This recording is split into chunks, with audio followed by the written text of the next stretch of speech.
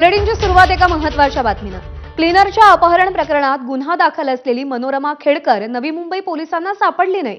मात्र याच मनोरमा खेडकरनं वकिलासोबत न्यायालयात जाऊन अटकपूर्व जामीन मिळवल्याचं समोर आलंय। त्यामुळे नवी मुंबई पोलिसांच्या भूमिकेवर पुन्हा एकदा संशय निर्माण झालाय।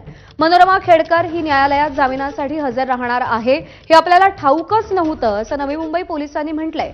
दिलीप खेडकरनं नवी मुंबईतून एका क्लीनरचं अपहरण केल्यावर रबाळे पोलीस स्टेशनचे पोलीस तपासासाठी खेडकरांच्या पुण्यातील बाणेर रस्त्यावरच्या बंगल्यावर दुसऱ्याच दिवशी पोहोचले होते।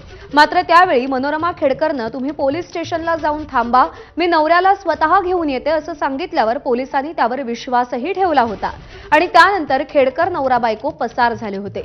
पण खेडकरांच्या बाबतीत पोलिसांचा ट्रॅक रेकॉर्ड नेहमीच संशयास्पद राहिलाय। मंदार गोंजारी आपल्याला अधिक माहिती देतील। मंदार, खेडकर पती पत्नी पोलिसांना दिसत नाहीत, सापडत नाहीत, पण न्यायालयात जाऊन अटकपूर्व जामिनासाठी अर्ज करतात आणि अटकपूर्व जामीन मिळवतात सुद्धा। किती मोठं संशयाचं जाळं यानंतर या सगळ्या प्रकरणाभोवती निर्माण होतंय। या खेडकर कुटुंबाबाबत पोलिसांचं ट्रॅक रेकॉर्ड, मग ते पुणे ग्रामीण पोलीस असतील, नवी मुंबई पोलीस असतील किंवा दिल्ली पोलीस असतील, नेहमीच संशयास्पद राहिलाय आणि आत्ता हा जो प्रकार घडलेला आहे हा प्रकार हा संशय आणखी गडद करणारा आहे। कारण आपण पाहिलं क्लीनरच्या अपहरण केल्याबद्दल दिलीप खेडकर आणि त्यानंतर मनोरमा खेडकर या दोघांवरती गुन्हा दाखल झाला। गेले काही दिवस आम्ही या दोघांचा शोध घेतो आहोत असं नवी मुंबई पोलीस सांगतायत आणि पुणे पोलीस देखील सांगतायत, कारण पुण्यामध्ये देखील एक वेगळा गुन्हा दाखल आहे। मात्र एवढ्या दिवसांमध्ये हे दोघेही नवरा बायको पोलिसांना सापडत नाहीत, दोन्ही पोलिसांना सापडत नाहीत आणि दुसरीकडे मनोरमा खेडकर वकिलांसोबत न्यायालयामध्ये जातात आणि तिथे अटकपूर्व जामीन मिळवतात। हे पोलिसांच्या भूमिकेवरती संशय निर्माण करणार आहे।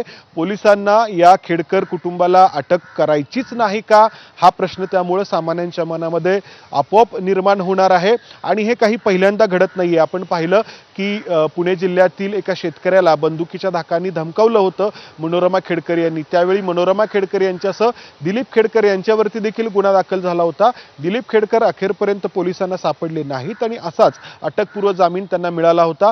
त्याचबरोबर एक अँटी करप्शन ब्रांच कडून एसीबी कडून त्यांची चौकशी देखील 2014 पासून सुरू आहे। मात्र या चौकशीचा अहवाल आज तागायत 11 वर्षांनंतर देखील तयार झालेला नाही किंवा ही चौकशी 11 वर्षांनंतर देखील पूर्ण झालेली नाही।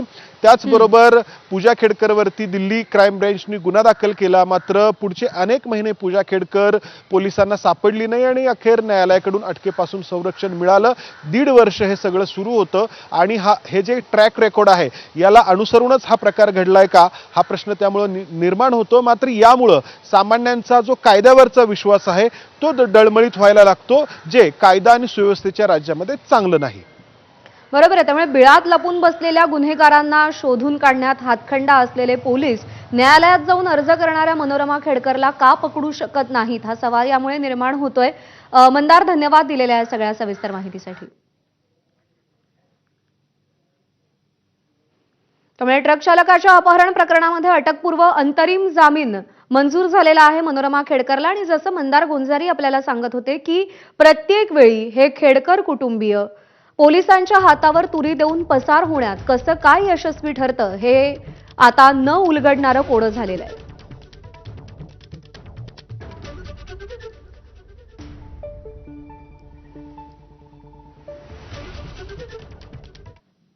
आणि यानंतर बुलेटिनमध्ये महत्त्वाच्या बातम्यांचा